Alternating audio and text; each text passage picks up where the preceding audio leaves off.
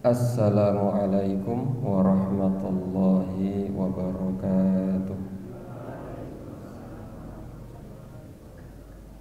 Innal hamdalillah nahmaduhu wa nasta'inuhu wa nastaghfiruh wa na'udzu billahi min shururi anfusina wa min sayyiati a'malina may yahdihillahu fala mudilla lahu wa may yudlil fala hadiyalah.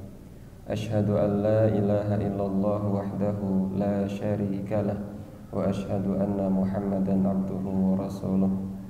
Allahumma salli ala Muhammad wa ala alihi wa ashabihi ajma'in. A'udzu billahi minasyaitonir rajim. Ya ayyuhalladzina amanu taqullaha haqqa tuqatih wa la tamutunna illa wa antum muslimun. Rabbi shrah li sadri wa yassir li amri wahlul 'uqdatam min lisani yafqahu qawli. Allahumma 'allimna ma yanfa'una wanfa'na bima 'allamtana wa zidna ilma. Amma ba'd, ikhwani fillah rahimani wa rahimakumullah. Jamaah salat maghrib yang semoga senantiasa dirahmati oleh Allah Subhanahu wa taala. Puji syukur kita haturkan kehadirat Allah Subhanahu wa ta'ala atas segala limpahan nikmat dan karunia yang telah Allah Subhanahu wa ta'ala berikan kepada kita semua. Pada malam hari ini kembali kita bisa berkumpul bermuwajahah melaksanakan sholat maghrib berjamaah. Kita lanjutkan dengan thalabul ilmi. Semoga langkah dan niatan kita senantiasa mendapatkan ridho dari Allah Subhanahu wa ta'ala.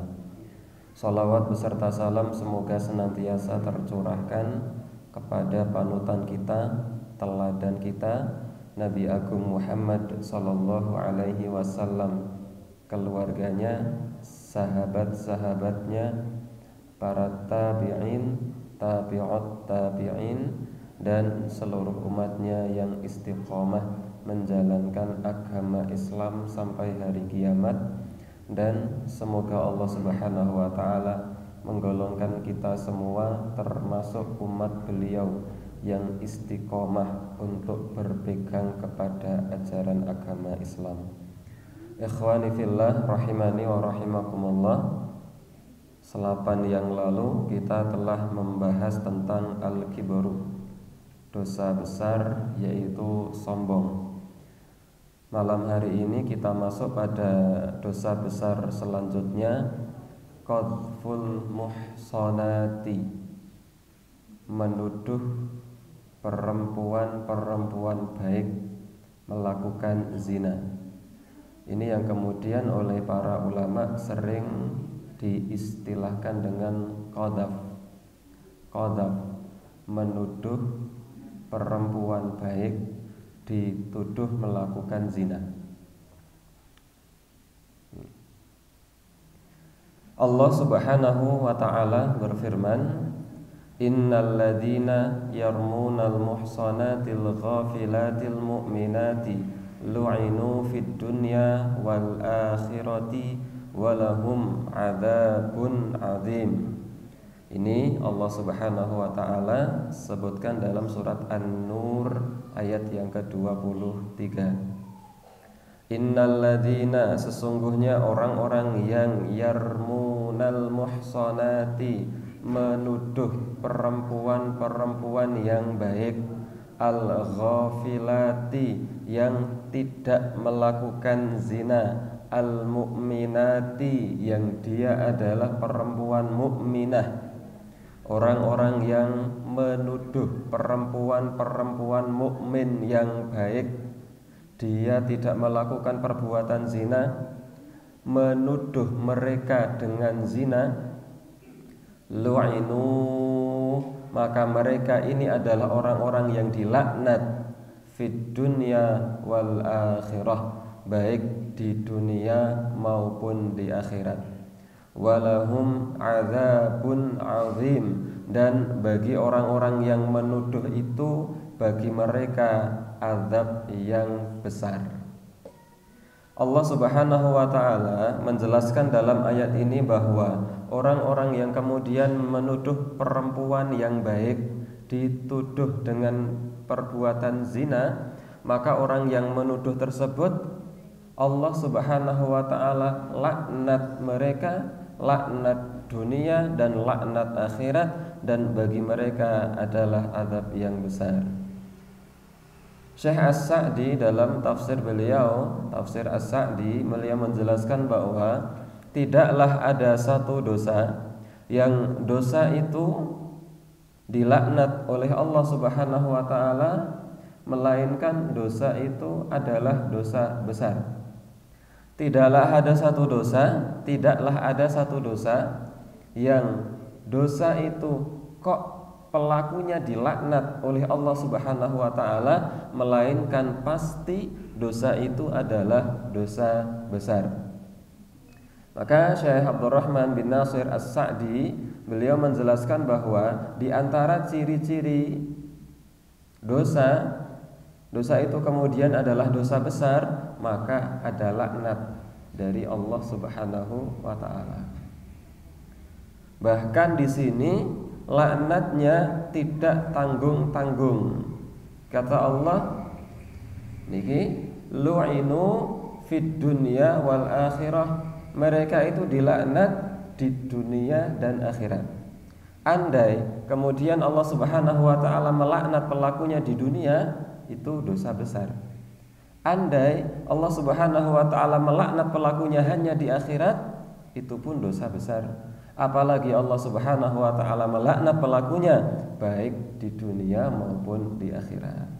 Tidak cukup sampai di situ, Allah Subhanahu wa taala melanjutkan firman-Nya, walahum adzabun azim, dan bagi mereka azab yang besar. Mendapatkan laknat di dunia, di akhirat, dan bagi mereka azab yang besar.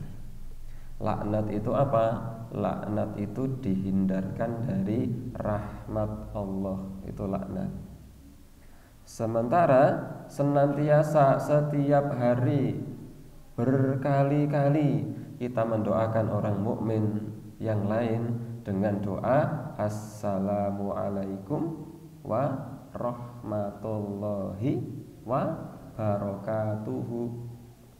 Assalamualaikum, semoga keselamatan atas kalian, wa dan rahmatullah, rahmat Allah juga semoga atas kalian, wa dan barakatuhu, barokahnya, barokah Allah, semoga keselamatan, rahmat dan barokah Allah senantiasa atas kalian.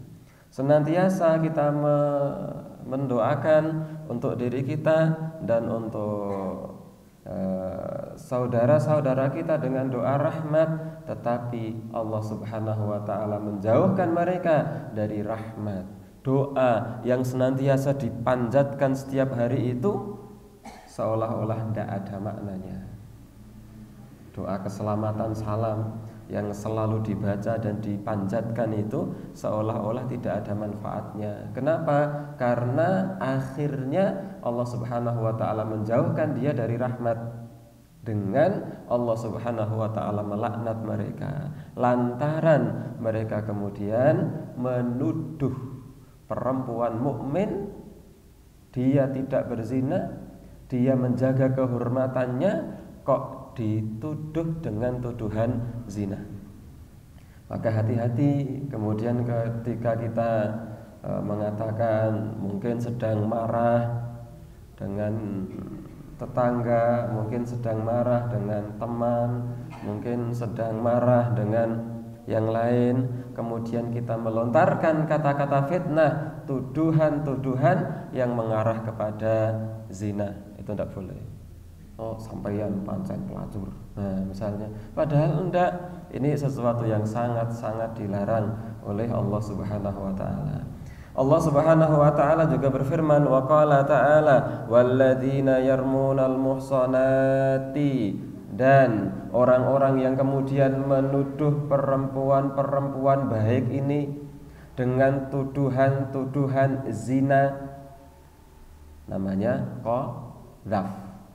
menuduh dengan tuduhan-tuduhan zina, summa kemudian lam ya'tu, orang-orang yang menuduh itu tidak mampu menghadirkan bi arba'ati syuhada, dengan 4 saksi.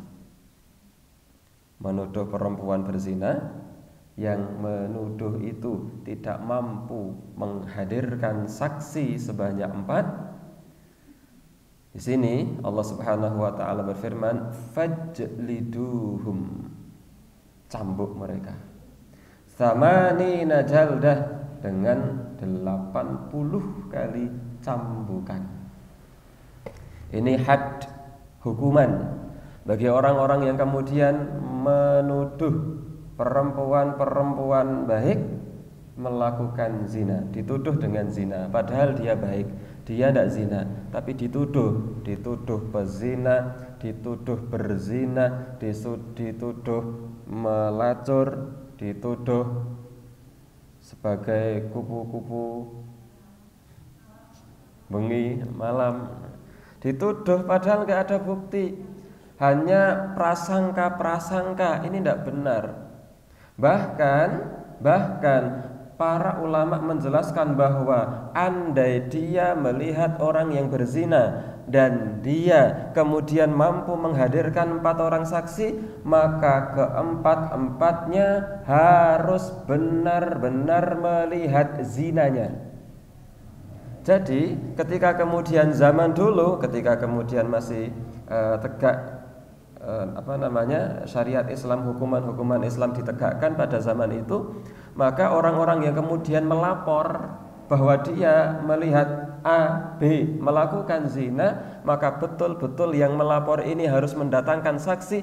Dia dan saksi-saksi itu harus benar-benar melihat zinanya, betul-betul melihat. Mohon maaf, ketika kemudian memasukkan, andai kemudian dia hanya kemudian melihat 2 orang ini di tengah kebun remang-remang, kemudian berduaan, berpelukan, ini tidak diterima persaksiannya. Artinya tidak dianggap bahwa ini adalah laporan zina, tidak.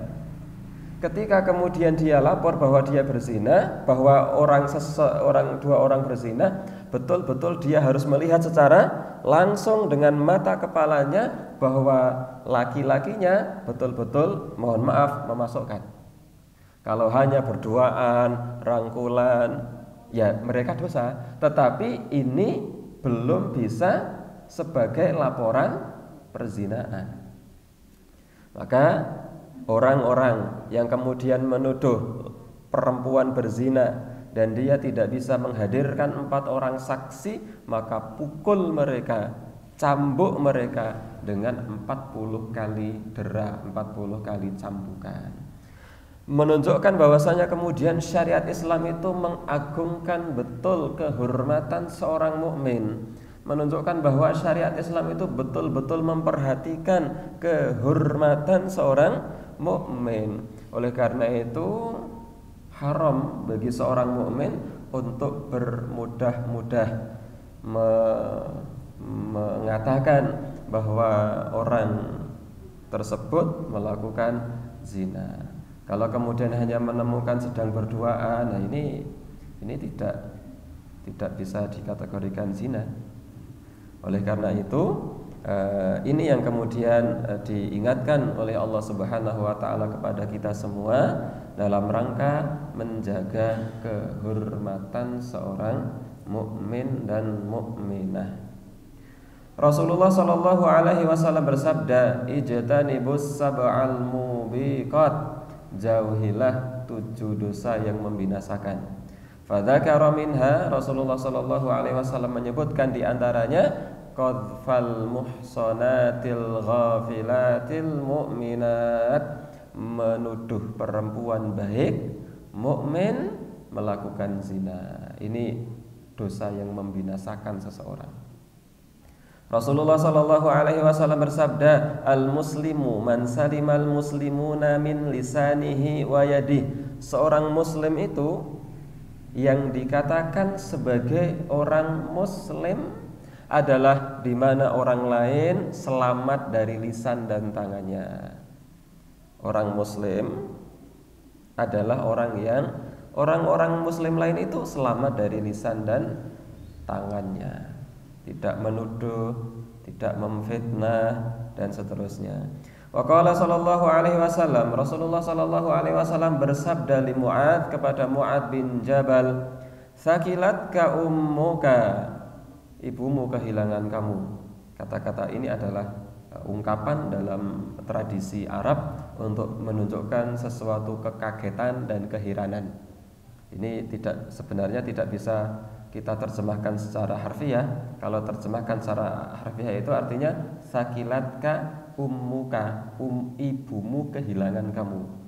Tapi kata-kata ini dalam tradisi Arab adalah kata-kata ungkapan yang menunjukkan kekaguman, kekagetan, keheran-heranan. Waduh, nah, itu. Dan ini tidak bisa kita terjemahkan secara harfiah. Masing-masing bahasa itu punya ungkapan sendiri-sendiri.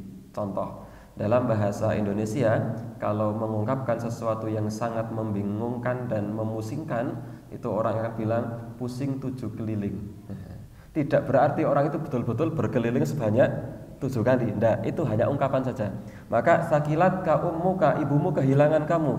Ini adalah ungkapan dalam bahasa Arab menunjukkan sesuatu kekagetan. Rasulullah bersabda kepada Mu'adz bin Jabal, sakilatka ummuka wa hal yakubbun nasa ala manakhirihim yaumal qiyamah. Tidakkah seorang manusia itu ditarik, ditelongkopkan di atas hidungnya pada hari kiamat, illa hasaidu alsinatihim, melainkan disebabkan karena lisan-lisan mereka. Lisan-lisan yang kemudian bermudah-mudah menuduh, memfitnah orang lain. Jangankan menuduh dan memfitnah sesuatu yang kemudian tidak terjadi.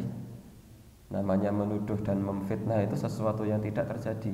Lawang andai betul-betul terjadi melakukan sebuah pelanggaran, kemudian kita ngondo di belakang membicarakan aibnya pun itu sesuatu yang dilarang, yang kemudian dikatakan sebagai ghibah. Bahasane mriki napa? Rasan, mbuh rasane kecut, mbuh rasane asin, sing penting rasan. Itu ghibah. Itu saja tidak benar. Bahkan Allah Subhanahu wa taala mengibaratkan orang-orang yang kemudian menghibah orang lain itu seperti orang yang memakan daging bangkai saudaranya sendiri. Apalagi kemudian membicarakan orang lain pada sesuatu yang tidak terjadi pada orang lain, memfitnah, menuduh. Apalagi tuduhannya adalah tuduhan zina, tuduhan yang menjatuhkan kehormatan seorang mukminah. Maka kata Nabi, itulah di antara sebab yang menjadikan orang-orang di neraka itu diseret, ditelongkopkan di atas hidung-hidung mereka, disebabkan karena dosa lisan mereka yang mudah memfitnah, melakukan qadzaf.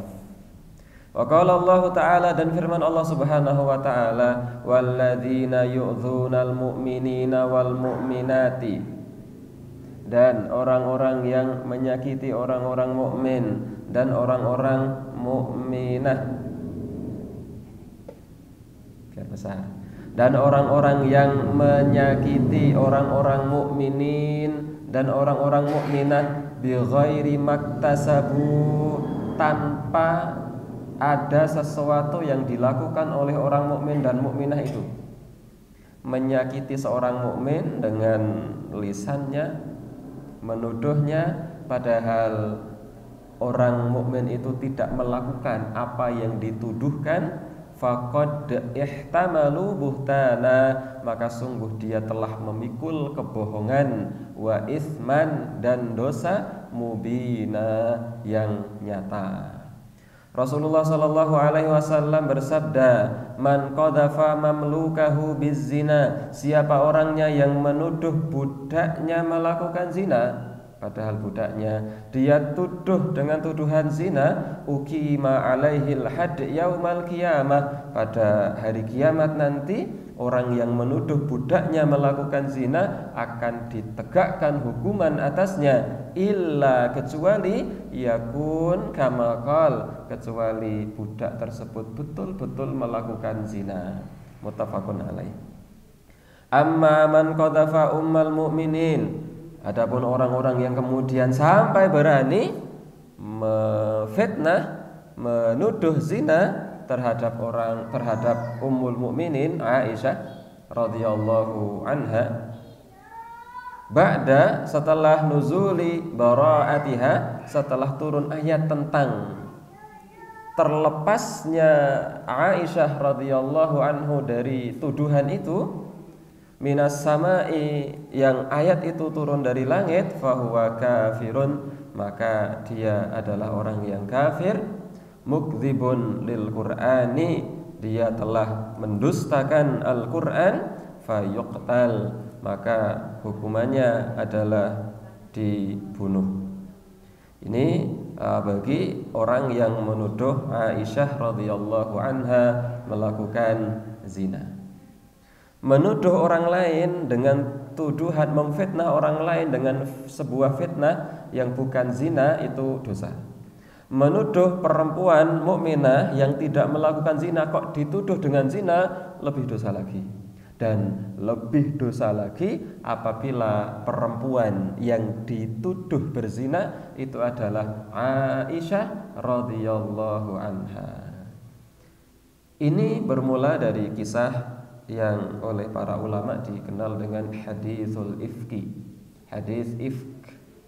Hadithul ifki itu hadis al-ifki itu artinya hoax. Hadis hoax. Zaman Nabi itu pernah muncul hadis hoax, hadis palsu, bukan. Kalau hadis palsu itu hadis maudhu'. Kalau hadis palsu itu pembahasannya ada pada hadis sahih, hadis hasan, hadis dhaif, hadis maudhu', hadis palsu.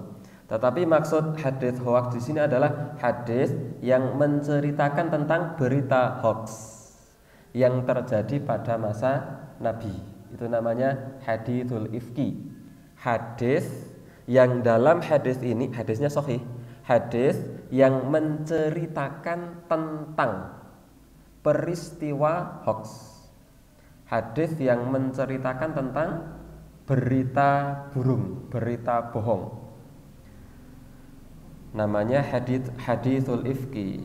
Singkat ceritanya adalah suatu ketika Rasulullah Shallallahu Alaihi Wasallam ketika melakukan satu peperangan bersama para sahabat, dan ketika itu giliran Aisyah radhiyallahu anha yang diajak pergi oleh Rasul Shallallahu Alaihi Wasallam. Kemudian dalam perjalanan pulang menuju Madinah dari peperangan tersebut, maka kemudian rombongan Rasul Shallallahu Alaihi Wasallam yang di situ ada Aisyah radhiyallahu anha istirahat karena lelah. Perlu kita ketahui bahwa Aisyah radhiyallahu anha itu tidak berjalan bersama sahabat-sahabat yang lain, tetapi Aisyah radhiyallahu anha itu naik kendaraan. Kendaraan ketika itu adalah unta, yang Aisyah tidak naik unta secara langsung, naik tanpa ada apa-apa. Jadi di atas unta itu ada sekedup, semacam rumah kecil yang di situ digunakan untuk tempat Aisyah. Jadi kalau unta biasa, ini ada unta dan di atasnya ada sekedup, ada semacam rumah kecil itu untuk bernaung Aisyah di dalamnya, dan tidak kelihatan. Aisyah ada di situ. Maka kemudian ketika istirahat, masing-masingnya mengambil tempat istirahat, mengadakan satu keperluan, ada yang buang hajat, ada yang ini, ada yang itu, termasuk Aisyah radhiyallahu anha keluar dari sekedup, turun dari ontanya dan melakukan hajat-hajat beliau. Maka kemudian setelah kemudian Aisyah radhiyallahu anhu kembali lagi ke sekedup, Sementara para sahabat masih beristirahat, maka Aisyah menyadari kalau kalungnya itu jatuh. Kalungnya itu tidak ada, kalung nggak ada. Maka Aisyah keluar lagi dari sekedup, kemudian mencari kalungnya yang hilang di tempat di mana Aisyah tadi pergi ke situ. Maka para sahabat kemudian melanjutkan perjalanan bersama Rasul. Sementara Aisyah masih di sana, masih mencari kalung. Dan sahabat Nabi tidak tahu kalau Aisyah pergi. Tahu mereka Aisyah sudah naik, masuk ke sekedup, naik onta. Maka kemudian mereka melakukan perjalanan lagi, melanjutkan perjalanan. Terus tanpa mereka sadari kalau Aisyah tertinggal. Ternyata Aisyah ketika kembali ke tempat situ, rombongan sudah tidak ada. Bingung. Aisyah radhiyallahu anha bingung. Dereng enten GPS. Tidak ada orang yang ditanya. Bingung. Akhirnya Aisyah radhiyallahu anha duduk di situ istirahat. Beliau berpikir kalau nanti ada rombongan yang menyadari bahwa beliau tidak ada dan akhirnya kembali lagi menjemput Aisyah. Ternyata rombongan pun tidak datang-datang. Akhirnya ternyata di belakang ada satu sahabat Nabi yang juga tertinggal di belakang. Namanya Safwan bin Mu'attal As-Sulami. Safwan bin Mu'attal ini sampai di situ ternyata mendapati Aisyah yang sendirian di tengah padang pasir. Sementara Safwan bin Mu'attal ini naik onta, maka sampai di situ melihat Aisyah sedang sendirian, kemudian Safwan bin Mu'attal mengatakan inna lillahi wa inna ilaihi raji'un. Kemudian Safwan bin Mu'attal langsung menundukkan ontanya, mendekemkan ontanya, kemudian mempersilahkan Aisyah untuk naik. Safwan bin Mu'attal yang jalan dengan menuntun tali kekang ontanya, dituntun. Terus dituntun sampai ke Madinah. Ketika tiba di Madinah, orang-orang melihat, khususnya seorang munafik yang bernama Abdullah bin Ubay bin Salul, kemudian melihat ada Safwan bin Mu'attal berduaan bersama Aisyah. Kesempatan ini oleh Abdullah bin Ubay bin Salul, seorang munafik, dimanfaatkan untuk menebar isu-isu tidak baik. Nah, ini untuk menebar hoax. Memang hoax itu sejak zaman bahula itu adalah senjatanya orang-orang munafik. Nah, maka kemudian Abdullah bin Ubay bin Salul menghembuskan kabar-kabar bahwa Aisyah telah selingkuh dengan Safwan bin Mu'attal. Istri Nabi selingkuh sama Safwan bin Mu'attal, zina sama Safwan bin Mu'attal. Dan kabar itu ternyata tidak hanya mempengaruhi orang-orang kafir. Orang-orang kafir semakin wah to dene bojone Nabi kaya ngono dene. Wah, itu dimanfaatkan sejadi-jadinya. Sama seperti ada berita hoax sekarang itu, wah orang-orang yang nggak suka dengan Islam langsung memanfaatkan berita itu untuk menyerang Islam. Sama ketika itu orang-orang kafir mendengar kabar yang tidak mengenakkan itu, kemudian mereka memanfaatkan momen itu untuk menghancurkan Nabi, menghancurkan Aisyah, dan menghancurkan agama Islam. Orang-orang munafik semakin bahagia dengan kabar itu, termasuk orang-orang mukmin ada yang terpengaruh dengan berita tersebut. Sampai hari ini kejadian itu selalu berulang. Ada berita hoax yang dihembuskan oleh orang-orang munafik untuk mendiskreditkan agama Islam, maka orang-orang kafir memanfaatkan momen tersebut. Orang-orang munafik tambah bahagia dengan momen tersebut. Orang-orang mukmin ikut terpancing dengan berita hoax tersebut. Ini tidak tahu kenapa zaman dulu sudah ada kejadian seperti ini, sudah diperingatkan oleh Allah, ternyata sampai hari ini selalu saja terulang. Orang mukmin yang kemudian terpancing dengan berita-berita hoax hingga akhirnya ikut-ikutan mendiskreditkan agama Islam. Maka di antara kemudian sahabat Nabi Shallallahu Alaihi Wasallam yang kemudian terpengaruh dengan berita hoax tersebut adalah Mistah. Siapa Mistah? Sepupu Abu Bakar As-Siddiq, sepupunya Abu Bakar sendiri. Sepupu Abu Bakar itu berarti Mistah itu siapanya? Aisyah, pamannya, paman sepupu. Kan Aisyah itu kan putri Abu Bakar kan? Nah, ini Mistah ini adalah sepupunya Abu Bakar. Ini terpengaruh berita hoax yang menimpa keponakan dari saudara sepupunya. Maka sampai kemudian Aisyah radhiyallahu anhu ketika pulang dari perjalanan itu, Aisyah jatuh sakit, belum tahu kabar. Maka kemudian Aisyah radhiyallahu anha meminta izin kepada Rasul sallallahu alaihi wasallam. Yang ketika itu Rasul sallallahu alaihi wasallam sudah mendengar kabar itu, tapi Rasul juga tidak membenarkan, tidak mendustakan. Rasul diam, menunggu wahyu dari Allah Subhanahu wa taala. Tidak langsung, "Oh, Aisyah sampean terus apa mau?"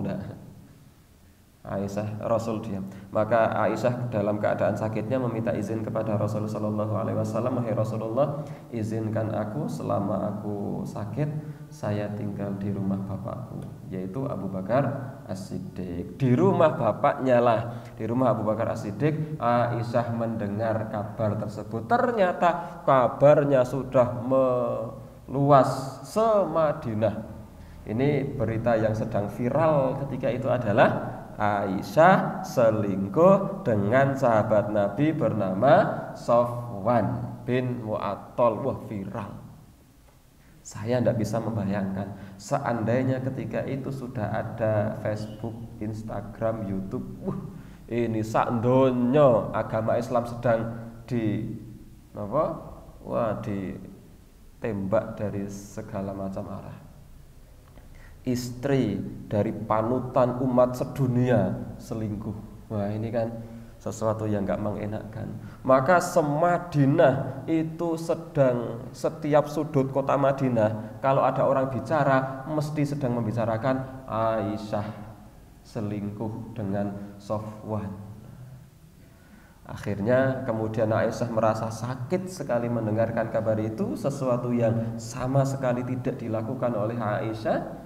Abu Bakar juga merasa sakit hati atas pembicaraan orang. Maka akhirnya beliau berdua, Abu Bakar dan Aisyah radhiyallahu ta'ala anha, berdoa kepada Allah subhanahu wa ta'ala agar Allah subhanahu wa ta'ala yang nanti akan menjelaskan sejelas-jelasnya duduk perkaranya.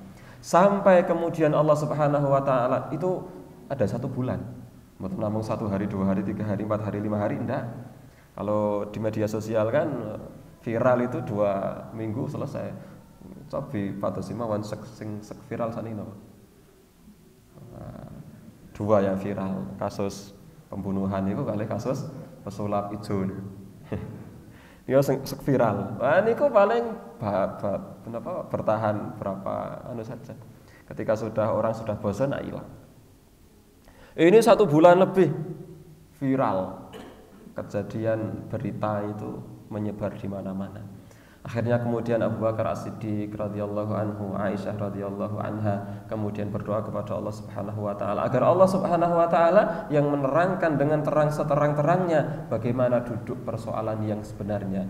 Maka Allah Subhanahu wa taala menurunkan Al-Qur'an surat An-Nur ayat 11 sampai 20 yang menjelaskan tentang sucinya Aisyah, yang menjelaskan tentang bahwa Aisyah tidak seperti yang dituduhkan oleh orang-orang, khususnya dituduhkan oleh Abdullah bin Ubay bin Salul dan orang-orang munafik yang lain yang ternyata diamini oleh sebagian orang mukmin. Mendengar turun ayat yang seperti itu, bahwa Allah Subhanahu wa taala menyucikan nama Aisyah radhiyallahu anha, Aisyah radhiyallahu anha, Abu Bakar radhiyallahu anhu, Rasul Muhammad sallallahu alaihi wasallam bersyukur atas kabar gembira tersebut. Maka sampai-sampai Abu Bakar As-Siddiq bersumpah, saya bersumpah mulai hari ini saya tidak akan lagi sedekah kepada Mistah. Padahal selama ini Mistah itu orang miskin, nggak punya apa-apa, dan hidupnya ditopang atau hidupnya dibantu oleh Abu Bakar, sepupunya. Mistah itu orang miskin, ketika itu nggak punya apa-apa, dan hidupnya itu dibantu oleh Abu Bakar As-Siddiq, tetapi beliau malah terpengaruh kabar hoax yang menyebar di tengah masyarakat tentang putrinya Abu Bakar, tentang saudaranya yang juga putri dari orang yang setiap hari menafkahi dia. Maka Abu Bakar sampai marah, saya bersumpah mulai hari ini saya tidak akan sedekah kepada Mistah. Nah, Allah langsung menurunkan ayat menegur Abu Bakar, jangan bersumpah untuk tidak sedekah kepada orang miskin. Maka Abu Bakar mencabut sumpahnya. Ini dalam waktu yang cukup dekat membela Abu Bakar dan Aisyah, tetapi setelahnya langsung menegur Abu Bakar atas perkataan beliau yang kemudian bersumpah tidak memberikan sedekah. Setelah itu Abu Bakar karena turun ayat langsung memaafkan Mistah, langsung kemudian kembali memberikan sedekah kepada Mistah dan membantu hidupnya kembali. Saya tidak bisa membayangkan bagaimana kemudian zaman itu di mana ada kejadian wahyu langsung turun dari Allah, ada kejadian langsung ada yang dibela oleh Allah Subhanahu wa taala, masa-masa yang luar biasa. Maka Rasul sallallahu alaihi wasallam itu sampai kemudian bersabda, khairu ummati qarni tsummal ladzina yalunahum tsummal ladzina yalunahum. Sebaik-baik generasiku itu adalah generasi sahabat, kemudian setelahnya. Maka orang yang kemudian paling faham, generasi paling faham dengan syariat Islam itu adalah generasi sahabat, karena mereka betul-betul melihat secara langsung kejadian, merasakan dan mengetahui dan menangi bagaimana wahyu itu turun. Wahyu itu turun dalam kondisi apa? Wahyu itu turun dalam keadaan seperti apa? Wahyu itu turun berkaitan dengan kejadian apa? Itu para sahabat faham betul. Betullah kemudian ketika Rasulullah Shallallahu Alaihi Wasallam bersabda, khairu ummati qarni, sebaik-baik generasi itu adalah generasiku, yaitu para sahabat, dan mereka adalah generasi yang paling faham akan syariat agama Islam. Nah, ini namanya haditsul ifki, hadis yang bercerita tentang berita bohong, berita hoax. Nah, Imam Az-Zahabi di akhir pembahasan beliau ketika menjelaskan tentang qadzaf, beliau menjelaskan adapun orang yang menuduh Ummul Mukminin Aisyah dituduh dengan tuduhan zina, pancen Aisyah kae wis tahu selingkuh karo Sofwan misalnya, maka orang yang meyakini seperti itu maka fahuwa kafirun, dia adalah orang kafir. Kalau menuduh perempuan mukmin berzina itu bukan kafir, tidak sampai pada derajat kafir, tidak, tetapi dia dosa besar, tapi tidak sampai pada derajat kekafiran. Menuduh si fulanah zina padahal enggak, dia dosa besar, tetapi tidak sampai pada derajat kekafiran, enggak. Tetapi orang yang sampai hari ini masih ada yang menuduh Aisyah radhiyallahu anha melakukan zina dengan Sofwan, maka dia adalah orang kafir. Kenapa? Mukdzibun lil Quran, karena dia telah mendustakan Al-Quran. Jadi kekafirannya itu adalah karena dia mendustakan Al-Quran, di mana Al-Quran sudah membersihkan nama Aisyah radhiyallahu anha. Al-Quran sudah menjelaskan tentang sucinya Aisyah radhiyallahu anha dari tuduhan-tuduhan zina. Apakah ada orang-orang yang kemudian menjelek-jelekan Aisyah? Banyak. Khususnya dari kelompok dari aliran Syiah Rafidhah, Syiah Imamiyah Itsna Asyariyah, yang bahkan di antara mereka mengatakan bahwa Aisyah itu adalah pemimpin perempuan, ibunya para penduduk neraka jahanam, waliyadzubillah. Maka apakah ada orang yang kemudian menuduh Aisyah dengan tuduhan yang keji? Oh, banyak. Oleh karena itu Imam Adz-Dzahabi memberikan wanti-wanti di akhir penjelasan beliau tentang qadzaf. Siapa orangnya yang menuduh Ummul Mukminin Aisyah melakukan zina, maka dia adalah orang yang ingkar kepada Allah Subhanahu wa taala, mendustakan ayat-ayat Allah Subhanahu wa taala. Ikhwani fillah rahimani wa rahimakumullah, ini pembahasan tentang qadzaf. Haramnya kita untuk menuduh orang lain melakukan, dituduh dengan tuduhan zina. Insya Allah di pertemuan selanjutnya kita membahas tentang dosa besar yang selanjutnya, yaitu ghulul. Ghulul itu sebenarnya artinya berkhianat. Kalau di sini katakan berkhianat pada masalah ghanimah, baitul mal dan zakat. Bahasa yang mudah difahami dalam bahasa Indonesia adalah menggelapkan harta. Itu namanya ghulul. Insya Allah kita bahas pada pertemuan selanjutnya. Semoga Allah Subhanahu wa taala senantiasa memberikan kita kesehatan, kesempatan, dan melapangkan hati kita untuk datang menuju kajian-kajian ilmu, menghadiri majelis-majelis ilmu yang dengannya semoga kita berharap semoga Allah Subhanahu wa taala memudahkan jalannya menuju surga Allah Subhanahu wa taala. Karena sebagaimana hadis yang sering saya sampaikan, man salaka thariqan yaltamisu bihi ilman sahalallahu lahu bihi thariqan ilal jannah. Siapa orangnya yang menempuh satu jalan dalam rangka untuk menuntut ilmu, maka Allah Subhanahu wa taala akan mudahkan jalannya menuju surga. Walhamdulillahirabbil alamin, wassalatu wassalamu ala rasulillah imamil mursalin. Salah dari saya, benarnya dari Allah Subhanahu wa taala. Subhanakallahumma bihamdika asyhadu an la ilaha illa anta astaghfiruka wa atubu ilaik. Wassalamualaikum warahmatullahi wabarakatuh.